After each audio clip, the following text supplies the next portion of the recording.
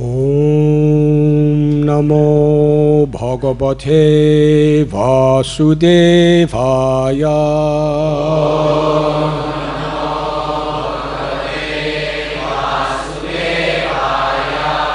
Om Namo Bhagavate Vasudevaya.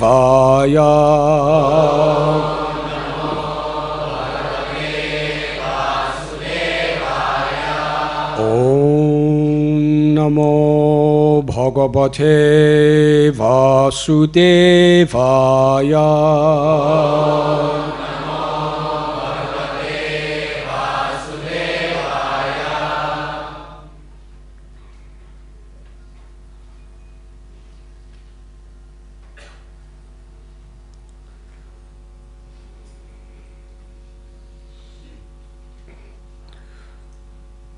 Tathognir utita kundan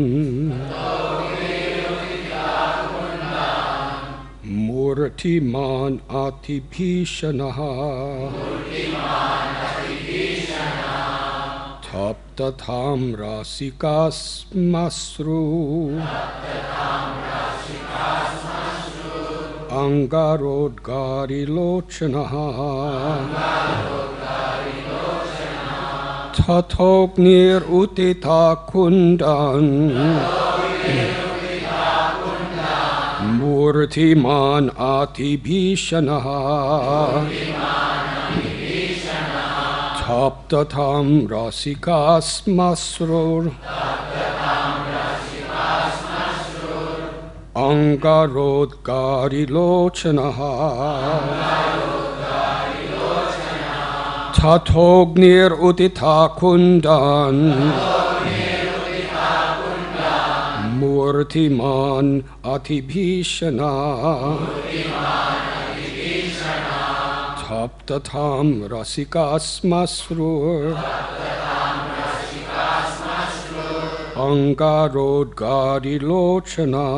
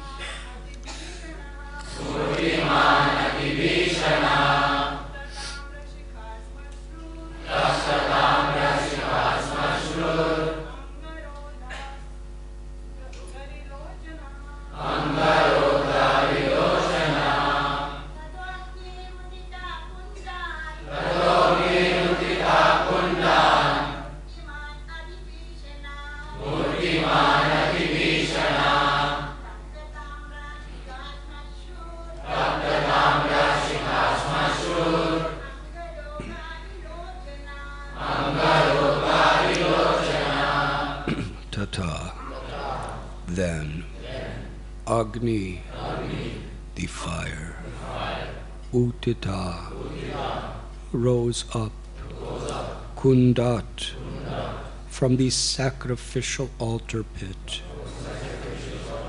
Murtiman, assuming a personal form,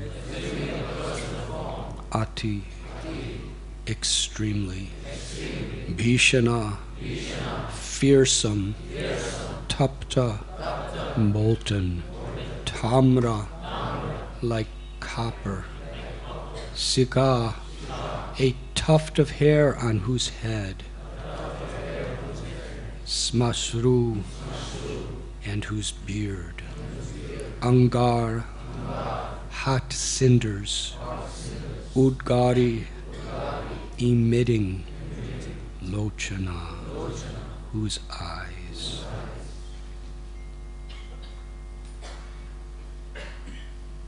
Thereupon the fire rose up out of the altar pit, assuming the form of an extremely fearsome naked person. The fiery creature's beard and tuft of hair were like molten copper, and his eyes emitted blazing hot cinders. His face looked most frightful, with its fangs and terrible arched and furrowed brows. As he licked the corners of his mouth with his tongue, the demon shook his flaming trident.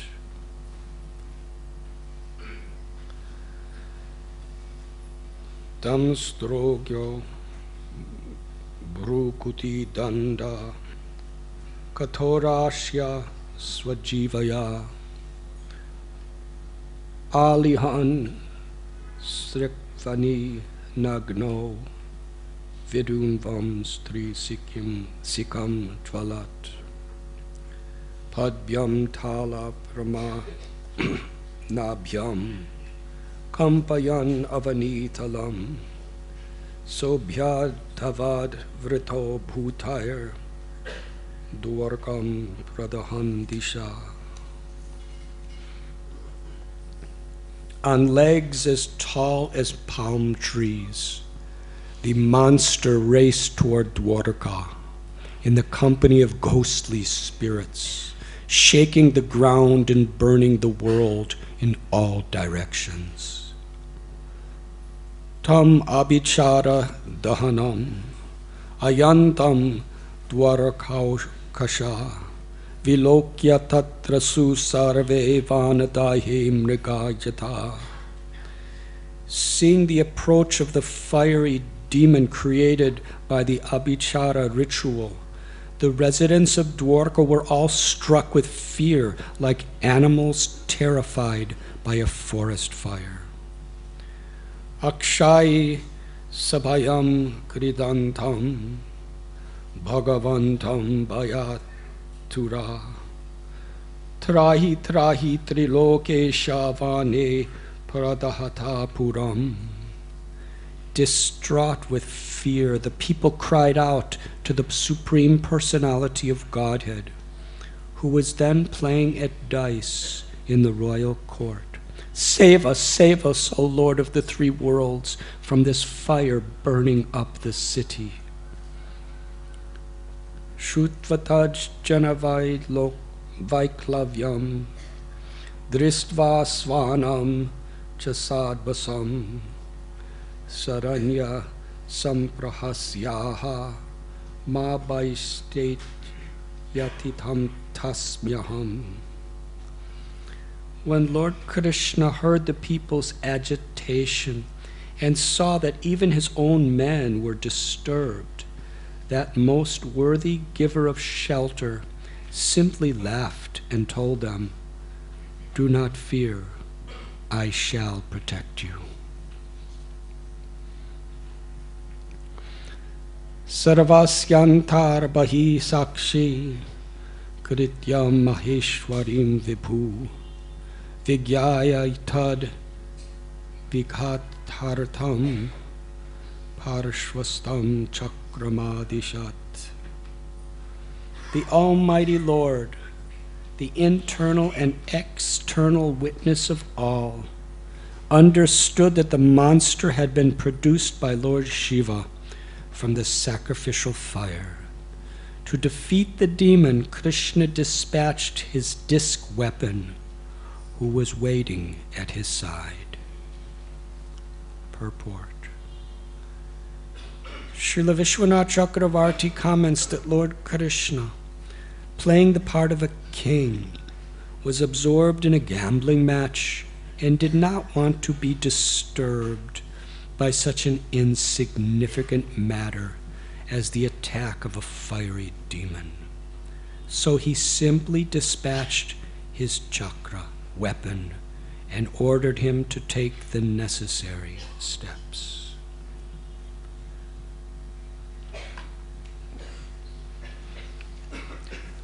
Om Agyantimidandasya Gyananjanachalakaya Chakshurum Militam Jena Tasmai Sri Gurave Namaha Sri Chaitanya Manobhishtam Sthapitam Yena Bhutale Swayam Rupa Kadamayam Tadati Swapadantikam Vandeham Sri Guru Sri Juthapadakamalam Sri Gurun Vaishnavanscha Sri Rupam Sagrajataham Sahakana Raghunathanbitam Tam Sajivam Sadvaitam Savadutam Parijana Sahitam Krishna Chaitanya Devam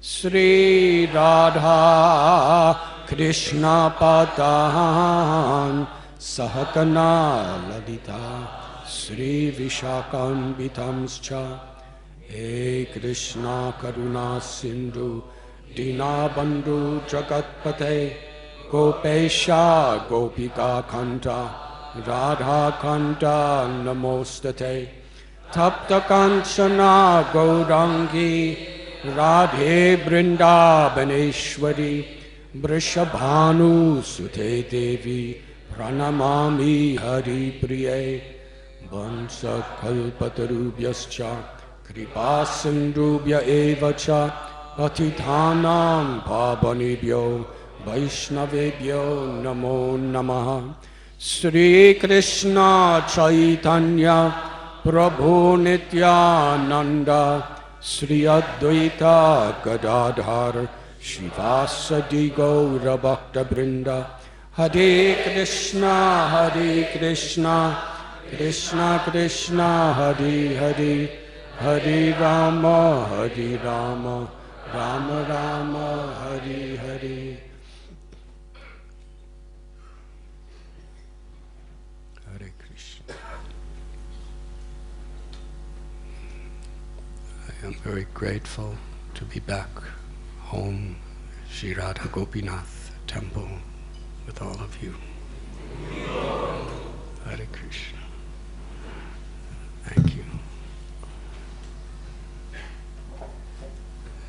We are reading today from Srimad Bhagavatam, Canto 10, Chapter 66, entitled Paundraka the False Vasudev.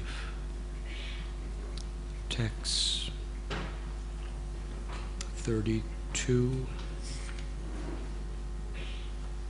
through 38.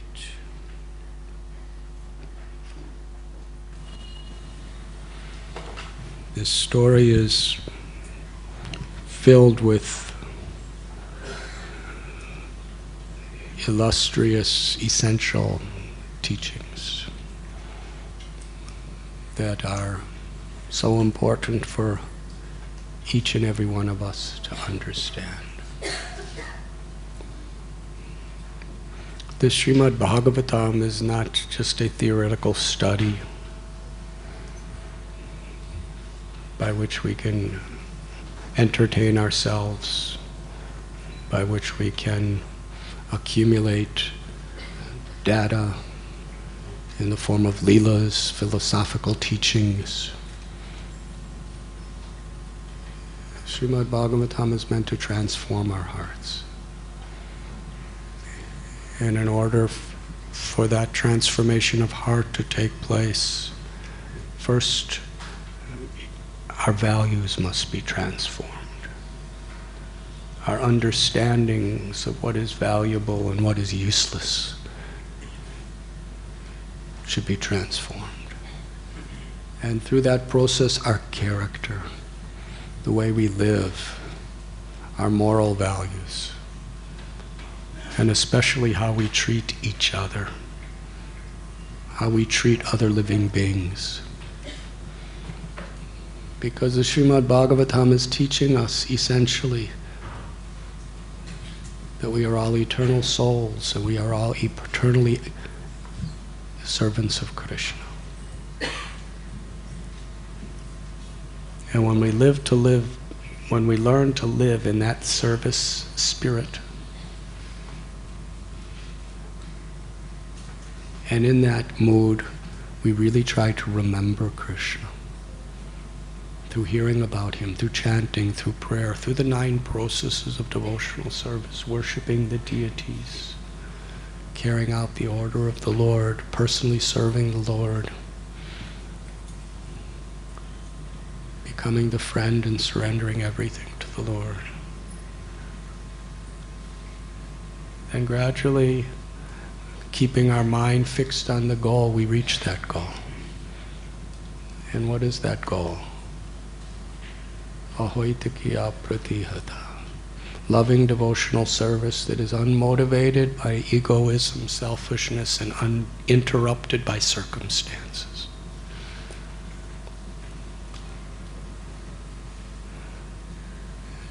But there are so many pitfalls, so many challenges, distractions that will inevitably come on our path in different forms and different guises, again and again and again, until we reach the goal. And even then, as long as we're in this material world, they will still come. The difference between a sadhana bhakta and a self-realized soul is a sadhana bhakta knows how to overcome these challenges by taking shelter of Krishna. And a self-realized pure devotee is always taking shelter of Krishna, naturally, spontaneously. Therefore, these challenges are not really a challenge. And we read about such people in Srimad Bhagavatam because we are supposed to follow in their footsteps. Mahajano yena katasa panta. In Bhagavad Gita, Krishna teaches us the essential truths for self-realization. Everything required to be known is in the Bhagavad Gita in order to realize that essence of surrendering to Krishna. But Srimad Bhagavatam takes the Bhagavad Gita even further. First, by revealing so many examples of people, how they take shelter of Krishna. And especially Srimad Bhagavatam, Mahabharata, Ramayana, all these scriptures, whether it's Hanuman, Vibhishan, Shabri, or whether it is the Pandavas or Parikshit or Ambarish Maharaj or Ranti Dev or Prahlad or Dhruva. It's always in the context of struggle that they reveal their devotion to teach us. And then we come to the 10th canto, which is the crest jewel of all the Vedic literatures, because Krishna, after so many of his various incarnations, expansions, and devotees are described, his original supreme, all-loving form is described, and his pastimes with his most intimate loving devotees. And ultimately, the love of Radha and Krishna is very specially and uniquely revealed by Shukadev Goswami.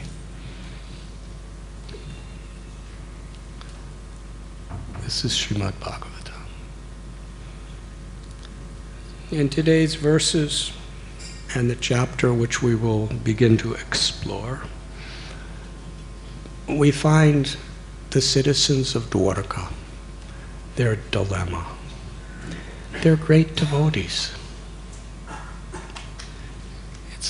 It's not that common people were Krishna's family members in Dwarka.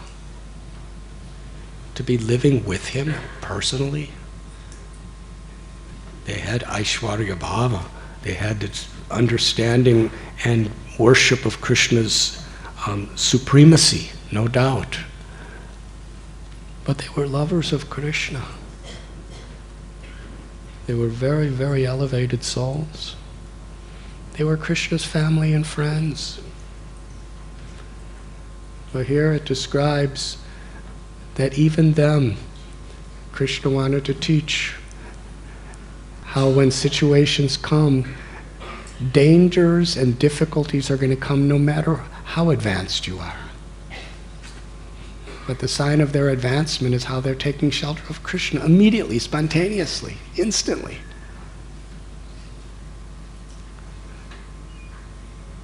Now, to get the citizens of Dwarka to run to Krishna, it has to be something serious. So this was quite serious.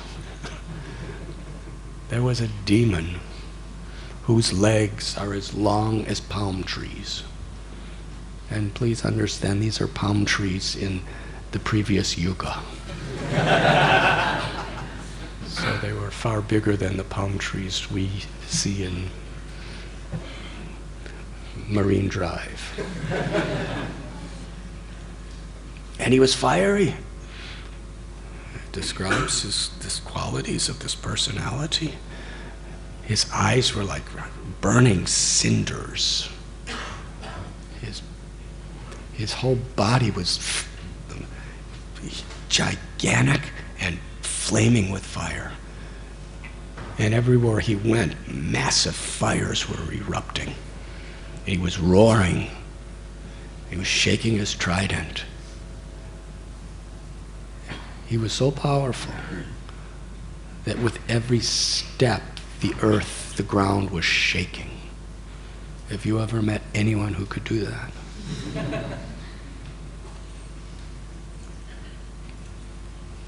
You know, if you jump high enough on the floor of the temple, you'll feel a little but go outside and take a step and see if they feel the ground shaking at Bhaktivedanta Hospital. Well, this person, you know, for hundreds of miles in all directions, every step, he was very powerful, and he was just making everything burn with fire. He was roaring. So the residents of Dwarka, the Sharanagati, like Draupadi, she was a great soul, but she turned to Krishna. Even great souls, they don't think, oh, I can just do it on my own. They turn to Krishna. Prahlad is a Mahabhagavat. He may not have been fearful in his situation, but why? Not because he was thinking, I'm so great, I'm an eternal soul, nothing can hurt me. Prahlad's greatness was, he was spontaneously, naturally, just totally giving his heart to Krishna. Maro birako bijo icha toha nityata saprati tua adhikar. Bhaktivinoda Thakur in his Song of Surrender, Manaso Deho Geho, he expresses this prayer, Krishna, if you want to kill me, I'm ready to die. If you want to protect me, I have nothing to worry. Nothing can harm me. I'm yours. I'm your eternal servant. You can deal with me any way you please. That was his mood.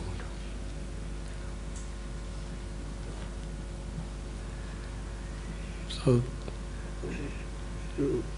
from our perspective as devotees, if we think that because I'm a devotee, things are not going to go wrong, because the material world is a place of misery, as Krishna is the supreme controller of all controllers, and I'm chanting Hare Krishna.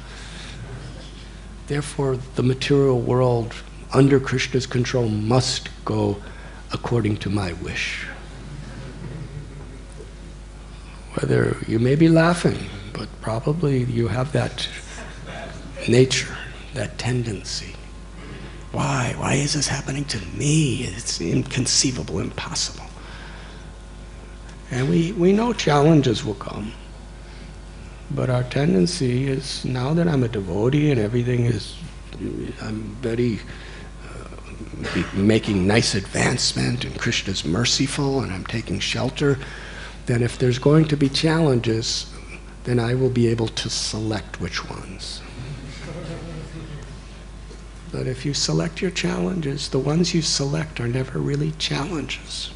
They're only challenges when they're the things that you really don't want.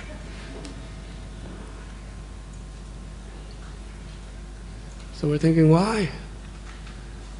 And sometimes we become confused. Not just little things, but big things, serious things that really hurt our heart, that really are crises, that really seem like tragedies, and even tragedies we have to deal with year after year. Why is this happening to me? How is it possible? How is Krishna God? He promises to protect. Well, that's us. But we see, even the residents of Dwarka, they have to run to Krishna for impossible situations that are coming to them. And in Vrindavan, practically every day some demon was coming.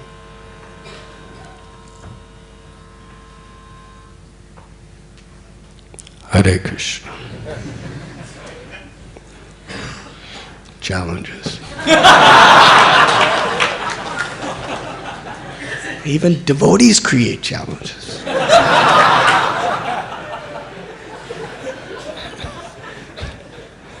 Even the ones who are trying to serve and make you happy create challenges. What to speak of others? So it's in Vrindavan, forest fires.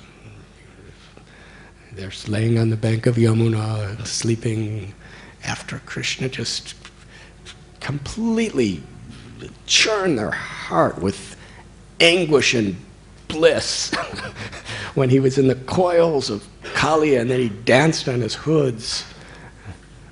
What they went through that day. And then they were sleeping so nicely with fire all around, about to burn all the cows to death and about to burn all their relatives to death. And they turned to Krishna. Save us. Save your cows. Save us.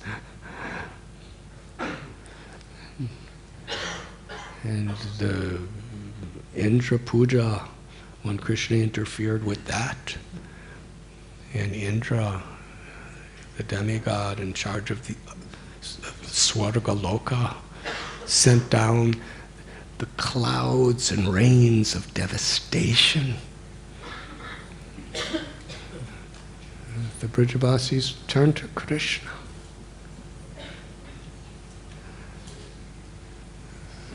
So the problem is not that there's difficulties, because difficulties pass. And we may say, well, Krishna instantly helped them. But what about me? It's taking too long. But, for doctors, we know that sometimes medicine takes time.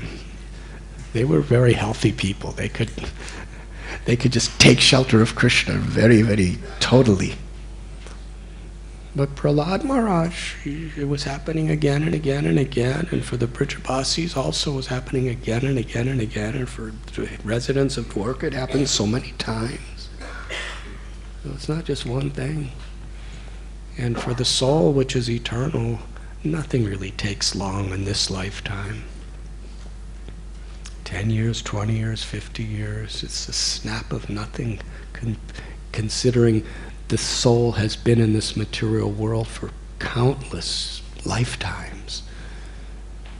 And all we have to do is take shelter of Krishna in this one lifetime to become perfect.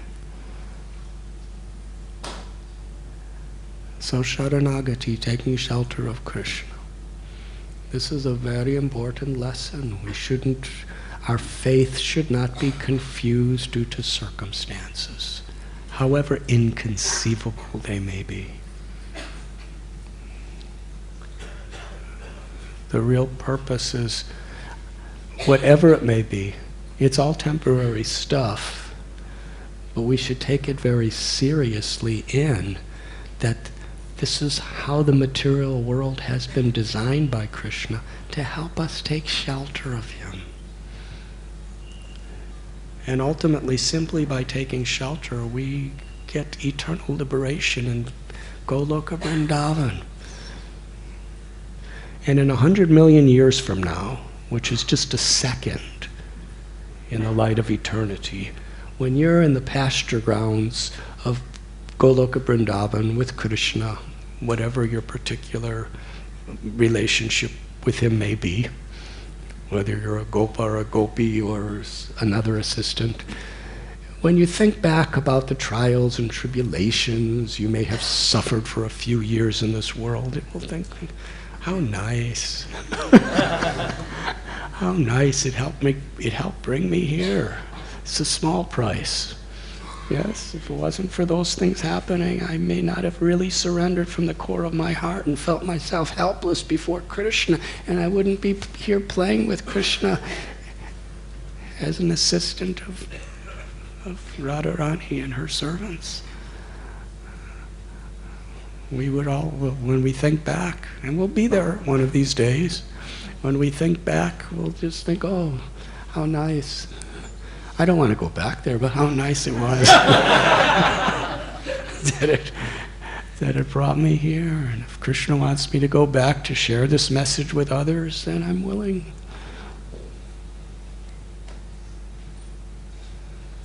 Srila Prabhupada himself, we were just in Calcutta for the 50th anniversary of Srila Prabhupada boarding the MV Jaladuta.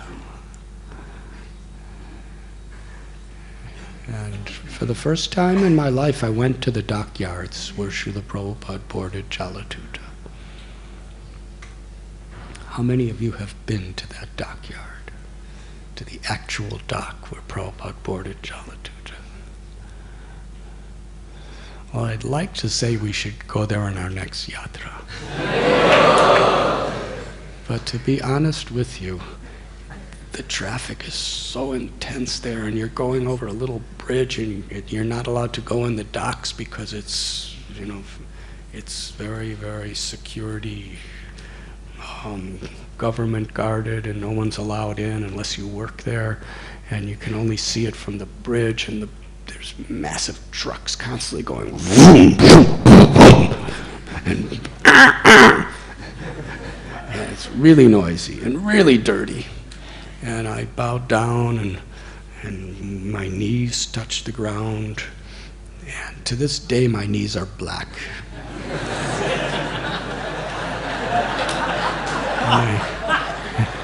And I tried scrubbing them to get that stuff off, but it's like tattoos. I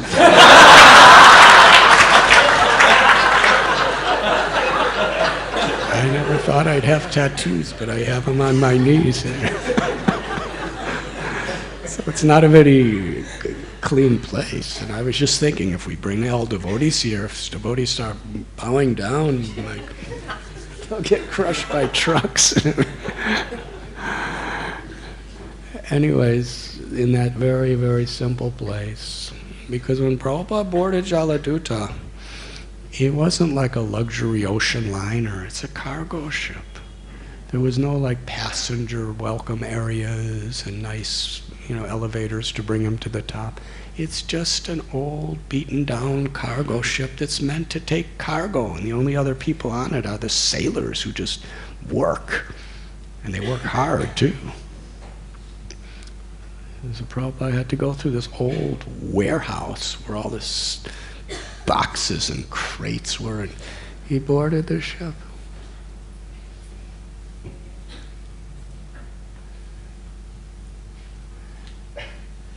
And so many difficulties. In Calcutta, his son, Vrindavan Chandra Day, he was the only living person today who saw Prabhupada off on the ship in 1965. Only 4 people saw Srila Prabhupada off. And Vrindavan Chandra was one. His youngest son, he was 22 years old then, I believe. And he described, Srila Prabhupada had nothing. He just, he had some books that were supposed to come and be put on the ship in Cochin. And he had an umbrella. And he had one little suitcase. and he had some cereal because he didn't even know if there would be any acceptable food in America when he got there. That's how, in India, nobody really knew what was going on in America in 1965. A devotee, he didn't know if there would be anything edible for him to eat. He brought a bag of cereal. That's how he left. And we know heart attacks, and then he got to New York, and there were strokes and poverty and life threats and reversals and so many difficulties. But on the Jaladuta itself in the Boston Harbor, Srila Prabhupada wrote that beautiful poem, Markine Bhagavat Dharma. And there he describes the nature of a true devotee. That Krishna, you are the one who have brought me here to fill the order of my spiritual master. I have no words to speak to convince them of your message, only if you speak through me. Let me be your puppet and make me dance as you want me to dance. That principle is Vaishnavism. That's what it actually means to take shelter. Taking shelter just doesn't mean, Krishna, I'm in a dangerous position, please save. Taking shelter actually means giving up our false ego. Giving up the tendency to think that I'm the controller, I'm the proprietor, and I am the enjoyer. And I am the doer. Krishna, I'm yours. That's Sharanagati. Manaso deho geho chokichu mor arpiluntu aupade nanda kishore. In the first verse of these prayers, Bhaktivinoda Thakur is telling, my Lord, my body and my mind and my family and my home and all of my abilities, everything is yours. Everything is yours. And then from that beginning, he develops into Maro Viragopi. If you want, you can kill me, or if you like, you can protect me, I'm yours. He's already given himself completely. Now this story really shows on so many levels essential lessons for us, because it begins with a person named Paundraka. Paundraka was obviously an extremely powerful man. He wasn't just he was, but he wasn't. He was definitely crazy. He was definitely a fool, but he was an extremely powerful crazy fool.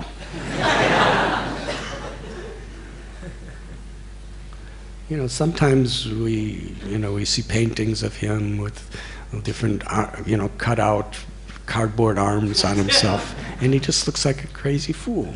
Well, he was like that. But the fact is, he was the king of Karusha, which was a whole kingdom. And he was obviously powerful because he had massive armies, militaries, that would follow any command. Even if he was crazy, he had entire militaries that took him so serious they would end their lives to fulfill his desire. And the people really considered him great. And because of his power, and because of his prestige, and because of the popularity he had among his people, he actually started thinking, I'm God. He started thinking, I am the proprietor, I am the controller, I am the enjoyer. And then something happened, which is described here in the Srimad Bhagavatam. So many people they glorified him in that way. So many people were saying, you are the greatest. You are Vasudev, you are God. So he had the tendency within his heart to want to be that because he had such power and position. And he had people around him reconfirming his false ego. And he became so totally infatuated by that, by the reconfirmation of his own loving citizens. At least he thought they were loving. He really believed it. He believed his ego, and he believed what all these people were saying about him. I'm the doer. See what I have done. To the point where he sent a message to Krishna in Dwarka that I am the supreme absolute truth. I have descended into this world as Vasudev,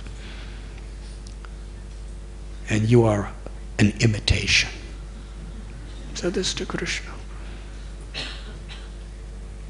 He said, you must give up carrying my weapons. The chakra, the club, the lotus flower, the conch shell, the saranga bow. These are my weapons. Give them up. Stop imitating me. I have descended into the world to kill people like you. If you don't surrender to me, I will destroy you. So the messenger spoke this while Krishna was playing. He was with Ugrasena and his devotees. And when they heard this, everyone in the entire assembly hall laughed. They were really laughing. They could not take this serious. It was so totally crazy. He's actually saying that Krishna stole his weapons. He's saying that Krishna has stolen his position. They know who Krishna is. All they could do is laugh. And they were telling jokes about this message. But Paundraka was really serious. And the messenger was serious. And his whole kingdom was under his command. So after all this laughing and joking, which must have really shaken the messenger, he's basically declaring war on Krishna unless Krishna gives up his imitation of him. And Krishna said, he gave a message back. Essentially, he said that I will certainly give up my weapons to kill you unless you surrender. And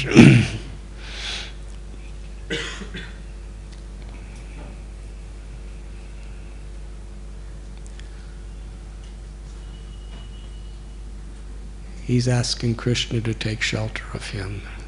And Krishna said, unless you give this mentality up, your body will be the shelter of vultures and dogs after it's dead. So it was a good, compassionate wake-up call. So the messenger brought that back to Paundraka, and Paundraka started organizing his armies.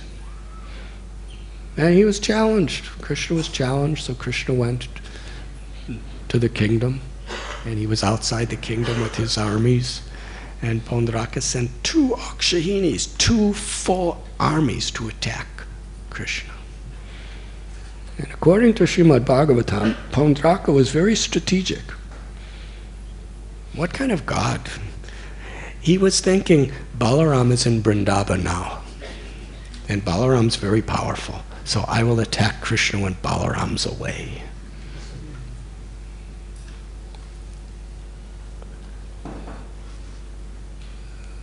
So Paundraka sent his armies, and Krishna sent his Sudarshan Chakra and some other weapons. But when he first saw Paundraka, He couldn't believe it.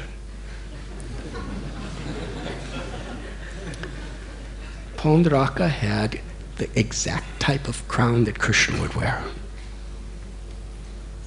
He was carrying a saranga bow, just like Krishna's. He had a kostubamani, not the real one. Well, you know, even in those days, you can go to stores and get not real diamonds, but things that look like real diamonds. He had a kostubamani. It was obviously not just a piece of plastic. It was something very special. Everybody else took him serious. And he was wearing yellow-colored upper and lower garments. And he had the same kind of garlands reaching down to his knees. And he had a chakra and a club and Krishna's sword. He was dressed just like Vishnu and Krishna in Dwarka. And Krishna looked at him. And he really believes in the core of his heart that Krishna's imitating him.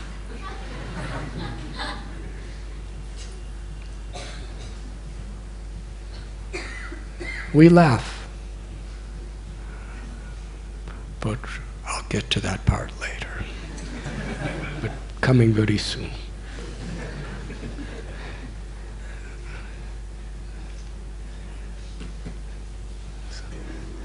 So his entire army was finished.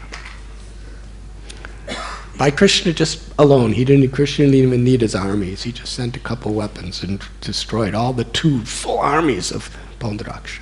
And along with Paundraka was the king of Kashi, who was also an extremely powerful king of Varanasi. And he totally believed in Paundraka and completely supported him and was willing to lay down his life and his whole military and everything in support of this false Vasudeva. That's how convincing this person was. Not only convincing, but convinced. Maya means that which is not.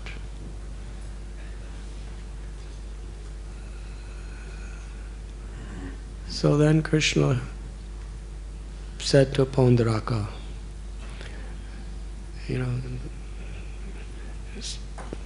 surrender. And then Krishna destroyed his chariot. And even at that point, Paundraka could have just, it's so rational. If I'm actually God, how did this Krishna from Dwarka destroy my armies and destroy my chariot? He could have come to his senses and said, okay, Krishna, I give up before I'm dead. But he didn't. Krishna gave up to the last moment, Krishna gave him the opportunity. So Krishna's Sudarshan chakra took off his head. But Krishna's so merciful. After all, he made it to the pages of Srimad Bhagavatam. He was not just an ordinary person. Because he was always meditating on the form of Krishna, even in his very misconceived way, Krishna sent him to Vaikuntha to be one of his eternal associates with Sarupya Mukti, where he had the same form as Lord Narayan, as a servant of the Lord. So he attained liberation, Vaishnava liberation.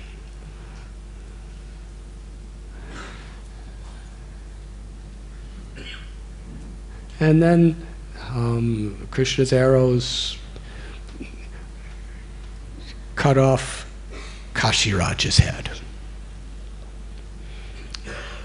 Now our acharyas tell why.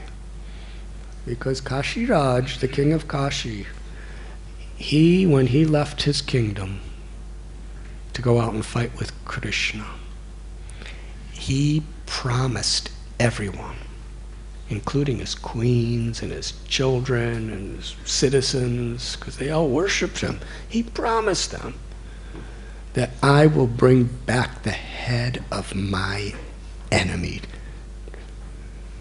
as to glorify the power of myself and Paundraka. In other words, he was going to bring back Krishna's head. That's what he was claiming. So Krishna, with his arrows, he cut off Kashiraja's head, and the arrows were so precise that after his head was cut off, they flew in the air through the gate of Varanasi and fell right in the steps of his palace. And all the people were celebrating, thinking, just see, what he said is true. He has sent the head of his enemy. And then they looked to see, what is this thing anyway? Because it didn't kind of look the same.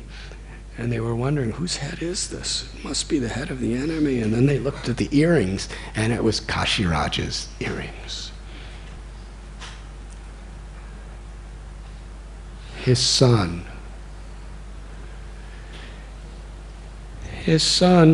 was so angry, Sudakshana, that he decided, I must get revenge on my father's death. I must kill whoever has defeated my father. So he performed tapasya and yajna to please Lord Shiva.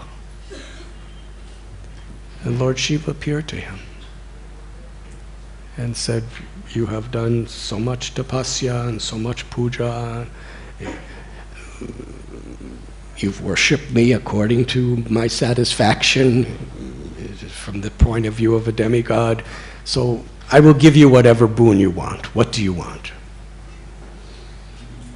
And Sudakshana said, I want you to create something that will kill the killer of my father, my enemy. And Lord Shiva, he spoke, but Sudakshana couldn't understand really the import of what he was saying. He said, you do this Dakshinagni, you do this yajna, you worship the Brahmins just according to the Vedic scriptures and the rituals prescribed, and it will create a personality that will kill those who are inimical to the Brahmins. So he was thinking, that's just what I want. And he was so rational. He had faith in Lord Shiva's intentions according to his calculation. Namo Brahmanya Devaya Go Brahmani Hitaya. Krishna's the most beloved of all the Brahmins, and Krishna loves all the Brahmins. He's never inimical toward the Brahmins. But he rationalized in his mind that the Brahmins worship Krishna, and Krishna accepts their worship, but he doesn't really respect them. He gets puffed up by getting all their worship. So therefore he's inimical toward the Brahmins. Hare Krishna. So he was convinced. So he performed the yajna. And from the yajna, they offered the oblation with all the priests. And this fiery demon that we've been talking about came out.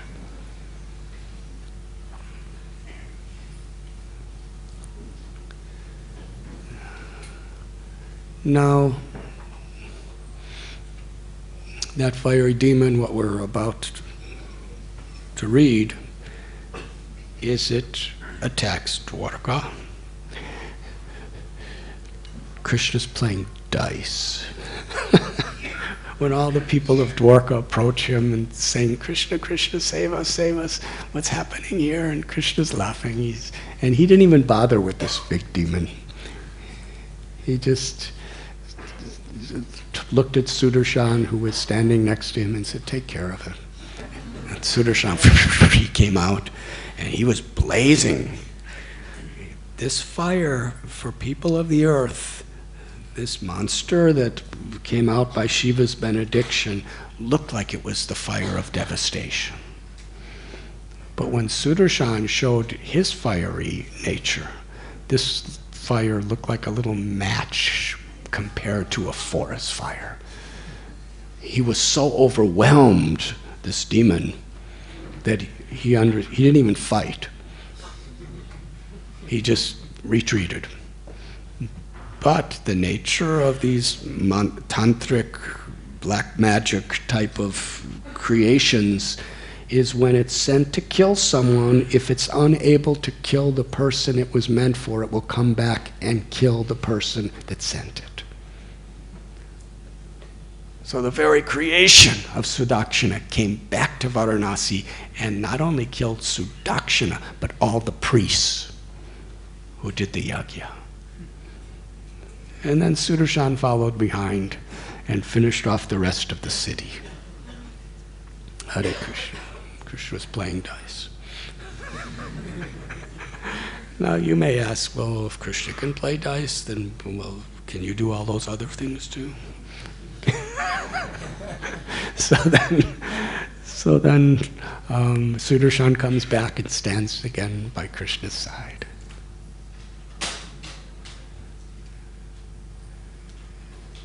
And Shukadev Goswami tells, anyone who hears this narration will be free of all sins. But what's the sin we're talking about, especially in this story? The sin of wanting to take the role of being the doer of what we do. You see, on one level, when we talk about Paundraka, we're thinking about those who declare themselves to be God.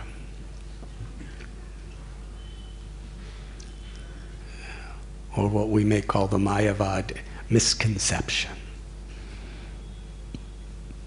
And that's there. We should understand that those who claim to be God, it's most unfortunate. We are eternally servants of Krishna, of God, part and parcel of God.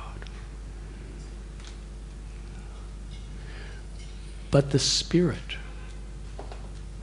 that consciousness comes from is actually within everyone who isn't very deeply purified by devotional service.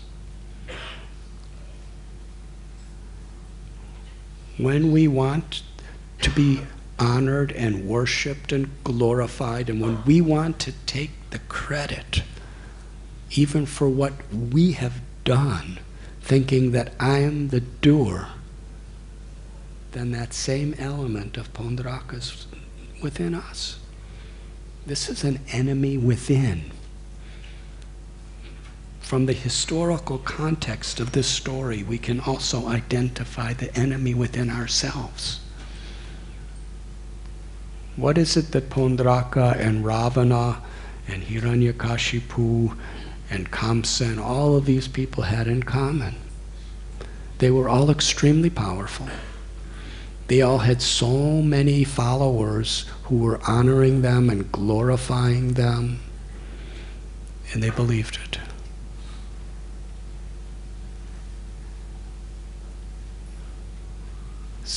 Ravana wanted to enjoy Sita. Hiranyakashipu wanted to enjoy the power of being the Lord of the universe. Paundraka wanted to enjoy the unique, exclusive role of being the Supreme Personality of God.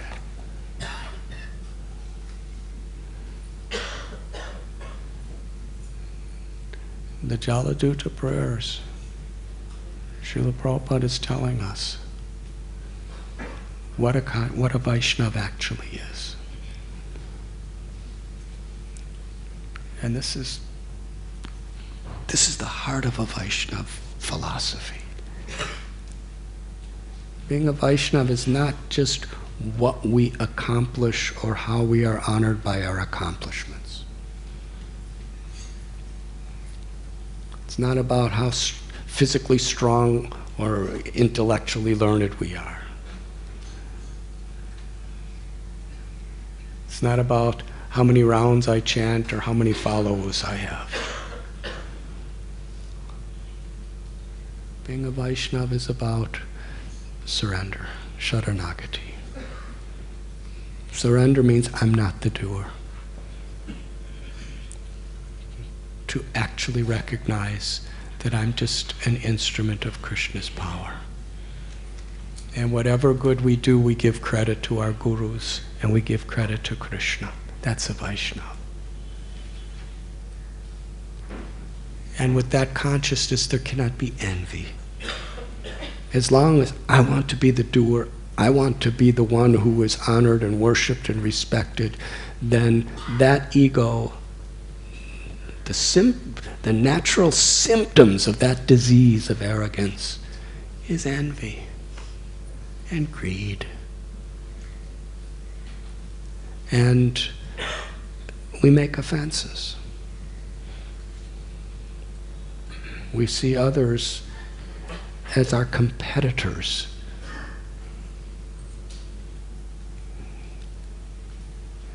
And this is something that every devotee has within them. Srila Prabhupada, he was saying to Krishna at the beginning, I have no words to speak, only if you speak through me. I have no devotion, I have no knowledge, but you've given me the name Bhaktivedanta. But I have complete faith in your holy name. Now it's up to you to fulfill the purport of the name Bhaktivedanta. You're insignificant beggar, A.C. Bhaktivedanta Swami. I'm your puppet, make me dance. So we should actually be learned to understand what Vaishnava qualities really are. This is the heart of it.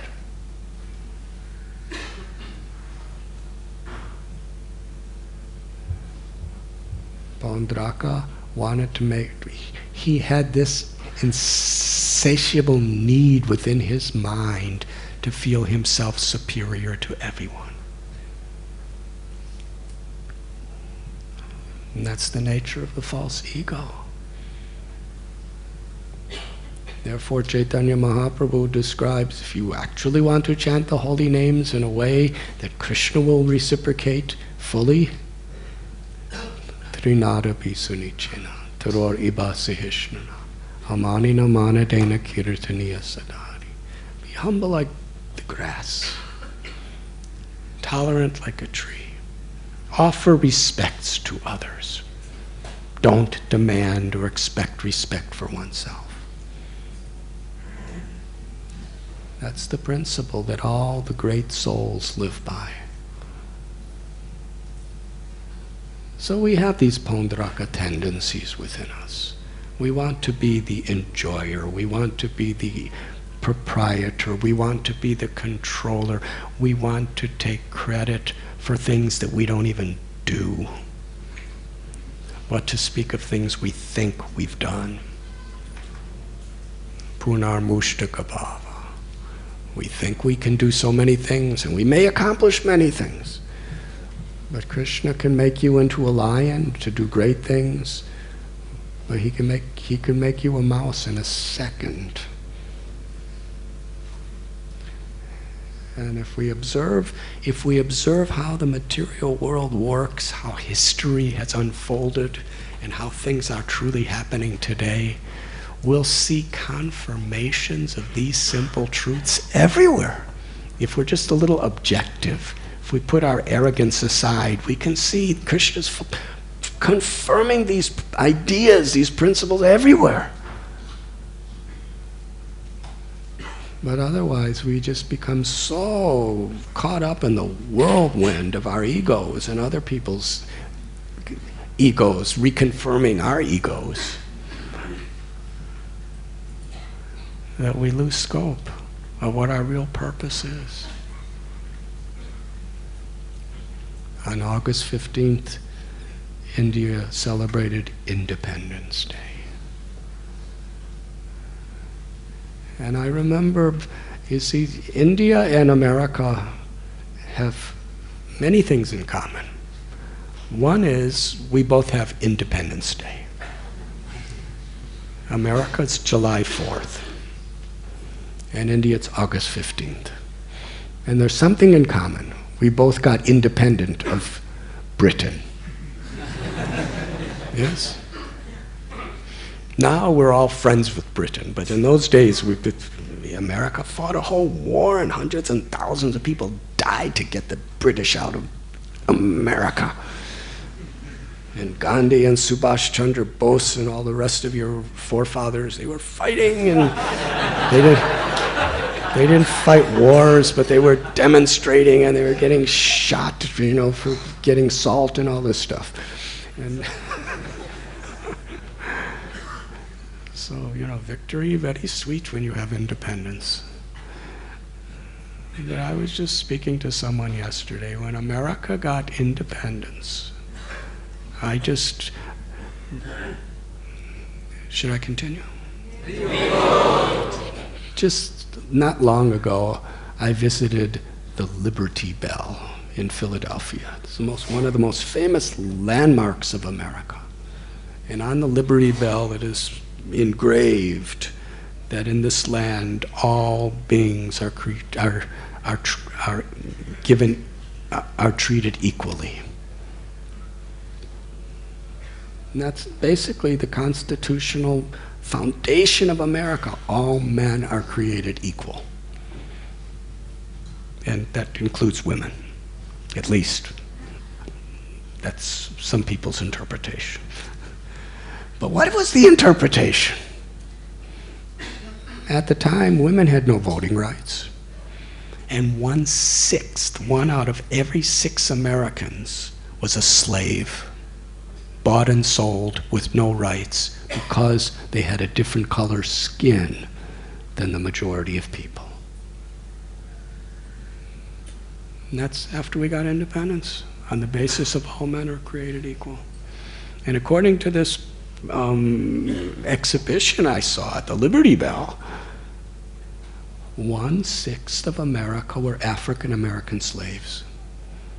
And there was a law. Very simple law. There was a law against killing someone else's slave. Your own slave, you can do anything you want because you own it.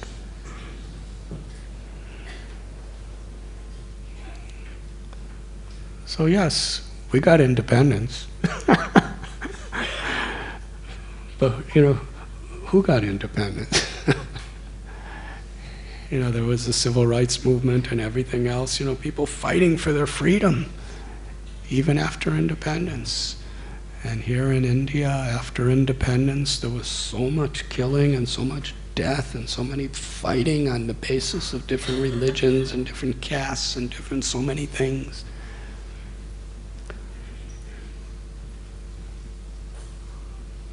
So from a nationalistic perspective, we understand the glories of India, but the glories of India are in its spiritual principles. Because these spiritual principles are teaching us a higher, deeper form of independence. Now, Srila Prabhupada really appreciated America's independence because it gave freedom of religion, and through that, there was facility for him to spread Krishna consciousness. And similarly, the independence of India gives certain freedoms that can facilitate. From a spiritual perspective, real independence is independence from the false ego. It's as simple as that. Birth, old age, disease, and death are going to happen no matter what for the physical body. And it's due to the false ego, then we're identifying with the subtle and gross bodies. Real independence, real renunciation, real freedom is very simple. Bhoktaram jagatapasam sarvaloka maheshwaram suhridam sarvabhutanam gyatva mam shantim rajtati. Because everyone is looking for some sort of peace, and Krishna says true peace is very simple. When you recognize that I'm the controller, I'm the proprietor, and I'm the enjoyer. And what does that mean? We're not. When we don't have this ego, when we're not taken hostage, even as devotees, by this Paundraka tendency within us.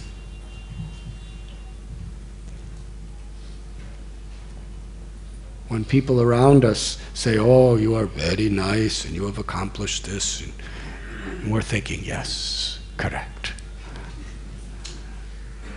We should be humbled when people praise us.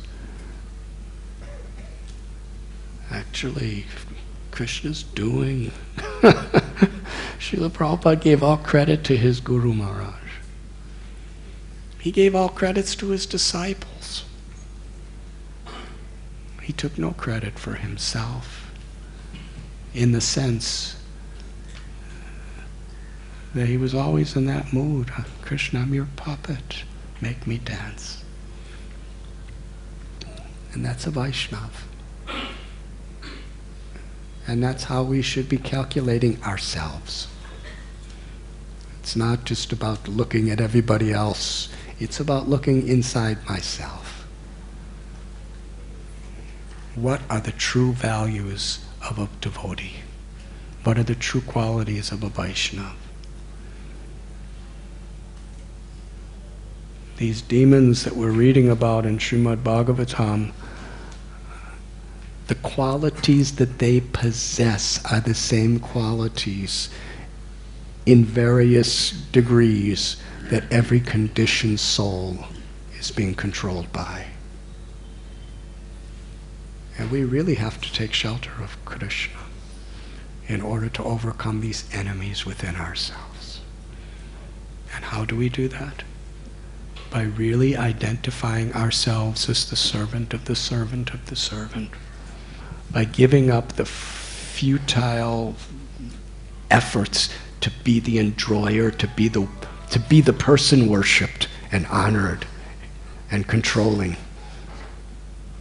We're not proprietors, we're caretakers of whatever intelligence we have, whatever money we have, whatever abilities we have, whatever family members we have. We're caretakers of God's sacred property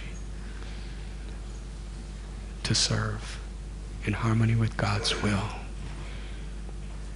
When we have that spirit, then we can actually take shelter of Krishna, who has descended within his holy names, as we chant.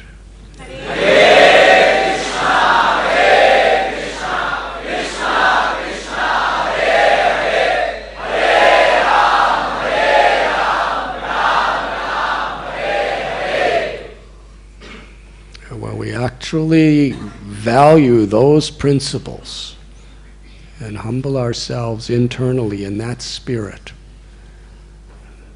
then the beautiful teachings of Srimad Bhagavatam and the Leelas of Vrindavan, they actually transform our hearts. The pastimes of Vrindavan will transform our hearts. But this is the spirit. Otherwise, they can fill our heads with more ego, because we think, oh, I know so much. And I know more than him, and I know more than her, and I know more than anybody. the acharyas. Where do we ever find acharyas speaking like that?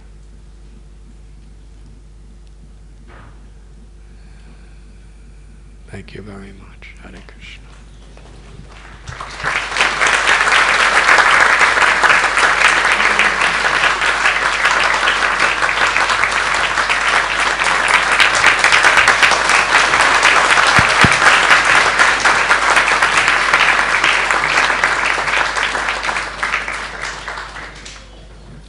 Is there anyone?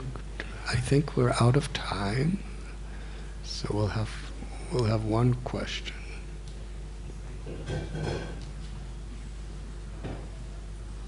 Yes, Krishnananda Prabhu. Thank you for the wonderful class. I was just wondering, in Chaitanya Bhagavat, there's a similar story of Kashi Raj who was killed, and then the chakra ran after Lord Shiva. So, is there any connection between the two? Is it the same story? Or? It's the same story. So, this led to Lingaraj Mahadev. Yeah, same story. Thank you. Very well. Yes, Sri Rama Prabhu.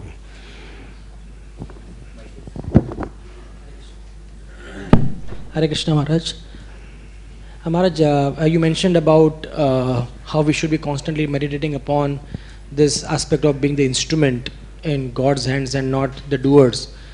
But sometimes many of us have this difficulty that in the speed of accomplishing things for Krishna, of course, for Guru and for Prabhupada, there's a speed that we need to do things, and because of the speed that we are trying to accomplish things, we usually forget this principle of being the doers, and we just get so caught up, and unknowingly we start feeling that we are the doers and we need to do things. So how do we really have the speed to achieve for Krishna, because that's required, but at the same time to be constantly aware of this fact and not really wait for such classes to really to really wake us up, but to constantly, is it that we need to hear this very often, or how do we really maintain that consciousness all the time that we are the instruments? Yes, we need to hear it very often.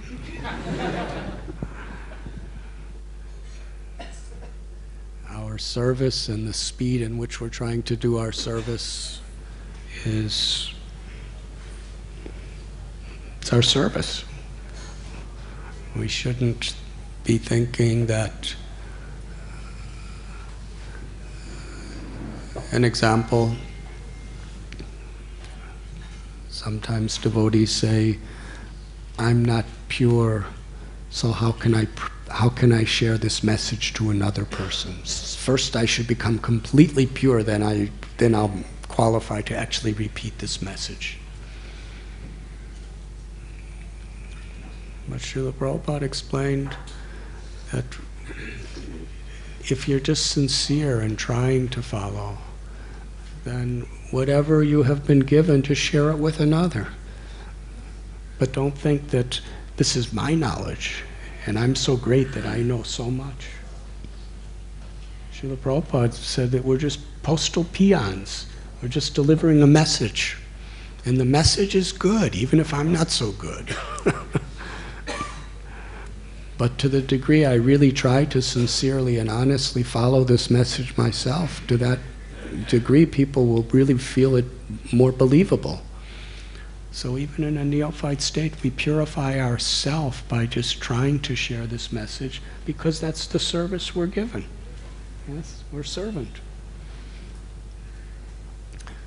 So we have, some of us, projects, and we're trying to do it really well, and we're trying to do it as efficiently and as rapidly and as comprehensively as possible.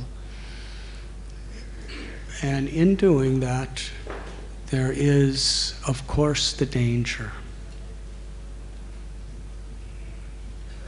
There's a danger of failure for everything we do, and there's also a danger of success. Material world, padam padam yad vipadam natesham. We can apply this principle on so many levels. There's danger at every step. Sometimes it's really a challenge when you fail in what you're doing. You work so hard and there's no result.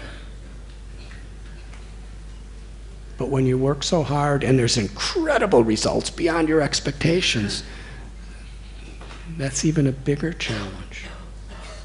Yes. There's danger at every step. Whether we succeed or fail, victory, defeat, honor or dishonor. If we're dishonored, the danger is we start becoming envious and we start becoming depressed and we start becoming, we just give up hope. That's the challenge of dishonor.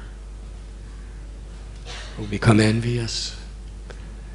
And the challenge of honor is we take it seriously, that I'm the doer, that I'm the great, that I'm better than others, and we become arrogant. And when you become arrogant, you become envious too, because there's other people who might be succeeding. Yes.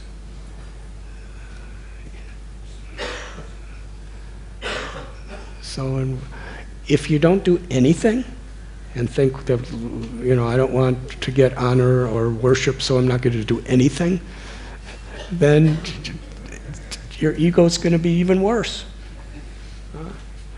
You're just going to, I'm useless. Or else you're going to think, I'm just chanting, I'm better than everybody. They're just out doing stuff, but I'm reading Srimad Bhagavatam. Every step. So Prabhupada gave us a really good balance. Work on projects, do things, accomplish things for Krishna.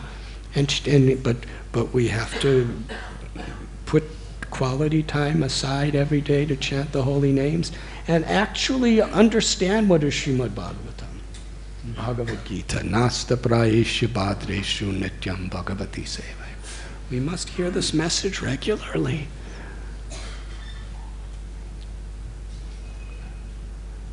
Prakrite kriyamanani gunai karamani saravash. Krishna tells in Bhagavad Gita, bewildered soul thinks themselves the doer of their activities. Very foundational principle. If we understand the Bhagavad Gita, we won't think ourselves the doer of activities. We won't have this ahankar, we won't have this false ego. That's Gita. And Srimad Bhagavatam is all about great souls.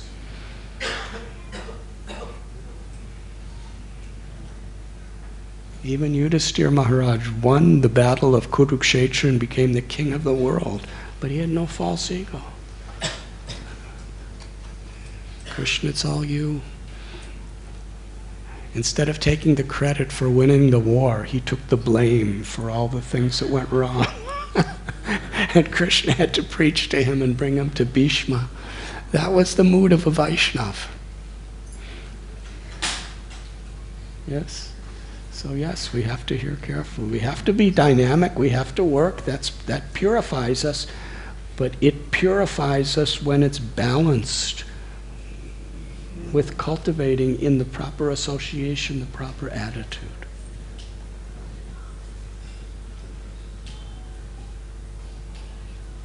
Does that answer your question?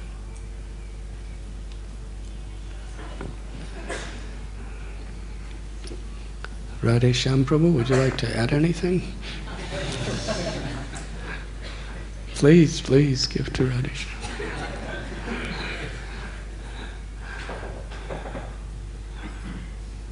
No worries, thank you.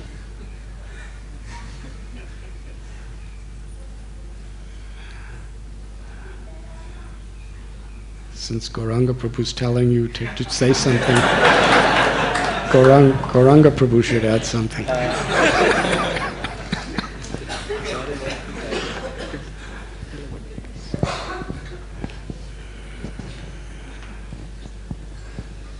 Thank you, Maharaj.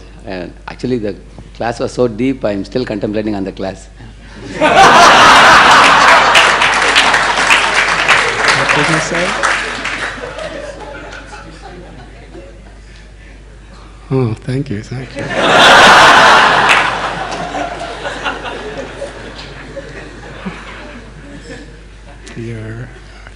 I will not take credit, but I'm very grateful for your kind words. Srila Prabhupada ki jai. Thank you very much.